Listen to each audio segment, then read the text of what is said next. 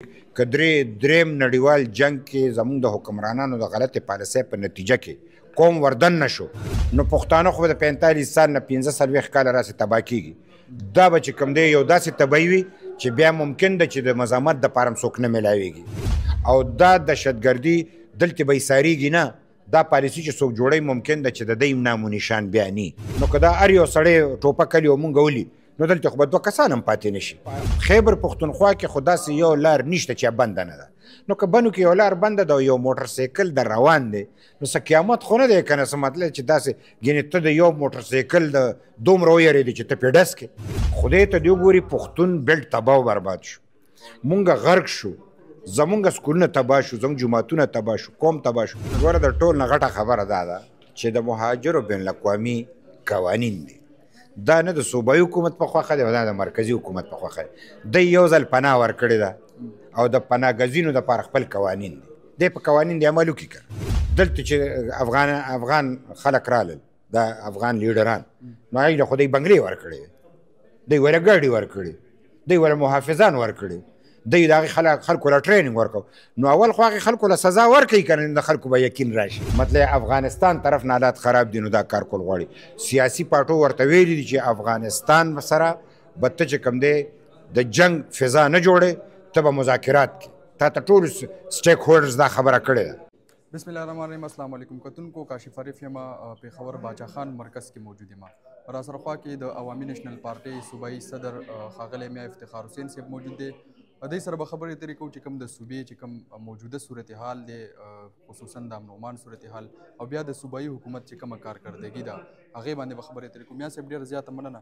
که ټول ناول راته دا ووایي چې موږ د صوبې حالات ګورو ورځ تر ورځه خرابېږي ښه کېږي نه کوم طرف ته ګورې په حیثیت یو لیډر یو سیاسي کارکون؟ زموږ د صوبې حالت خو تاسو که خیال کوئ ورځ تر ورځه خرابېږي. داسې ښکاري چې ډېر خلک پکې داسې ملوث دي چې ارادتن یې خرابول غواړي او د ارادتن خرابېدو غټه وجه دا ده چې زموږ دا منطقه چې کوم دی یو ځل بیا د دریم نړیوال جنگ په ګرفت کې ده او امریکا غواړي چې خامخا دی چې کوم دی دا دریم نړیوال جنگ وشي. هغې دپاره چې کوم دی هغه څه وایي افغانستان کې باګرام باندې به زه قبضه کوم بیس باندې زه به چې کوم دی نو هلته مانه که مسله پاتې دا به واپس اخلم نو خپل فوج یې واپس ولېږلو نو دا به څوک کوي؟ دا ډیوټي چا ته حواله کوي؟ دا خو به هغه چا ته حواله کوي چې هغوی ورسره په دې خبره کې حصهداري کړي. نن د امریکې پالیسي زموږ حکمرانان ولې ټوکوي؟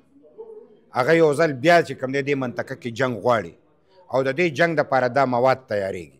دا حالات خرابېږي او حالات چې خراب شي نو خلک به وایي چې حالات خو خراب دي او مطلب خامخا چې کوم دی نو د دې حالاتو مقابله کول غواړي. نو دوی به څه وایي؟ مطلب افغانستان طرف نه حالات خراب دي نو دا کار کول غواړي. سیاسي پارټو ورته ویلي دي چې افغانستان سره به ته چې کوم دی د جنگ فضا نه جوړې ته به مذاکرات کړي. تا ته ټولو سټیک هولډرز دا خبره کړې ده. لہذا مذاکرات پکار دي. د امن و امان دپاره لاره وارول پکار دي. که دریم نړیوال جنگ کې زموږ د حکمرانانو د غلطې پالیسۍ په نتیجه کې قوم وردن نشو نو پښتانه خو د 45 سال نه 45 کاله راسې تباه کېږي.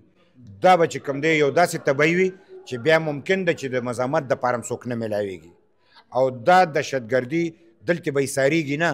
دا پالیسي چې څوک جوړوي ممکن ده چې د دی نام و نشان بیا ني او زموږ خبرو پسې بارمان کوي خو وخت پکې تېري.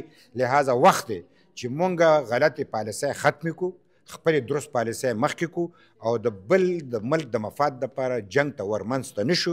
دریم نړیوال جنګ نه اجتناب وکړو ځان ته بچ کړو خپل ځان وساتو خپل وطن کې خپله دهشتګردي ختمه کړو نه چې په پردي جنګ کې خپل قوم تباه کړو. د بنو واقعیات که موږ وګورو پرون چې کومه پیښه شوې ده نو څه ګڼئ داسې قسمه واقعیات چې مخې ته راځي نو دې سره دا اور نور نه خورېږي؟ بلکل ولې نه. ګوره داسې ده چې که فرض که یو لار ده چې هغه تا بنده کړې ده د لارې بندېدو خپله طریقه ده. دلته خو زموږ ټول پېښور بند نه دی. دا مونږ خلک زونه هر لار بند نه ده. نو که دا هر یو سړی ټوپک کلي او مونږ ولي نو دلته خو به 2 کسان هم پاتې نشي. دلته خو په خیبر پښتونخوا کې خو داسې یو لار نشته چې بنده نه ده. نو که بنو کې یو لار بنده ده او یو موټرسایکل د روان دی نو څه قیامت خو نه دی که نه. څه مطلب چې داسې ګینې ته د یو موټرسایکل د دومره ویرېدې چې ته پرې ډز کړې ایسارې نه. دا خو دی دومره یریدلی دي که د دی دا اقدامات دي دهشتګردي به خود زیاتېږي او کله کله سړی دا وایي چې ارادتن خو نه کوي دا ګوره هر اړخ ته به ته سوچ کې چې د ما وطن سوځي زما علاقه سوځي او نن مطلب او یو ورکوټ هلک دی په موټر سایکل باندې روان دي 2 کسان دي یو د زخمي کو بل د شهید کو نن په بنو کې اور بل دی او د بنو خلک راپاسېدل او نور خلک هم راپاسې حالت به خرابېږي نه او دا یو واقعه خو نه ده په سونو واقعات دي لهذا حکومت له پکار دی چې ډېر په هوش او حواس خپل اقدامات کوي که موږ وګورو وفاقي حکومت د افغان مهاجرینو د ویستلو فیصله کړې بیا په تېرو ورځو کې وزیر اعلی الیمین ګنډاپور پریس کانفرنس وکړو هغه ویلي چې دا غلطه فیصله ده بیا وایي چې زه غواړم چې نېشنلټي هم ورکړي نو دغه دوه د وفاقي حکومت او د صوبایي حکومت دغه کارکردګي یا دغه ویستل دې ته په کوم نظر ګوره د ټول نه غټه خبره دا ده چې د مهاجرو بین الاقوامي قوانین دي دا نه د صوبایي حکومت په خوښه دی او دا د مرکزي حکومت په خوښه دی دی یو ځل پناه ورکړې ده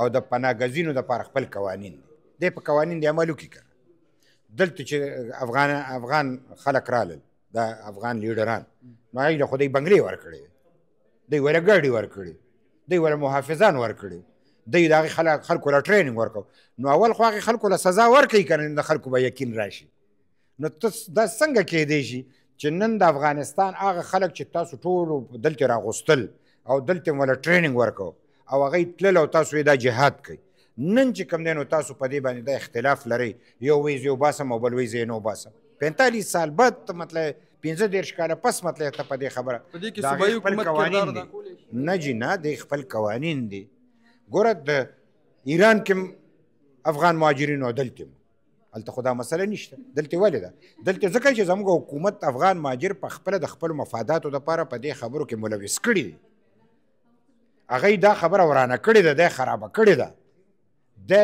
د مهاجرو خپل حقوق دي لیګل طریقه کار دی د لیګل طریقه کار مطابق بین الاقوامي لکه طریقه ده چې کوم ملک کوم سړی د بل ملک اوسي هغه سره به خپل ډاکومنټس خپل کاغذونه وي دا چې ډاکومنټس چا سره هم نه یوازې افغانۍ نه چې چا سره هم نه به دې ملک نه او که افغاني سره خپل ډاکومنټس پوره به وي دا خو طریقه ده نو د خپلې مرضۍ خبرې خو نه کېږي زه دا کوم او زه دا نه کوم داسې نشته دا دی پوینټ سکورینګ کوي دی سیاست کوي خدای ته دې وګوري پښتون بیلټ تباه او برباد شو مونږ غرق شو زمونږ سکولونه تباه شو زموږ جوماتونه تباه شو قوم تباه شو د دی د دې خبرو سره دی په خپل سیاست چمکاوي دلته په قوم تباه کېږي مونږ د دی د دې خبرو سره متفق نه یو بین الاقوامي اصول دي په هغې عمل وکړي ډېره زیاته مننه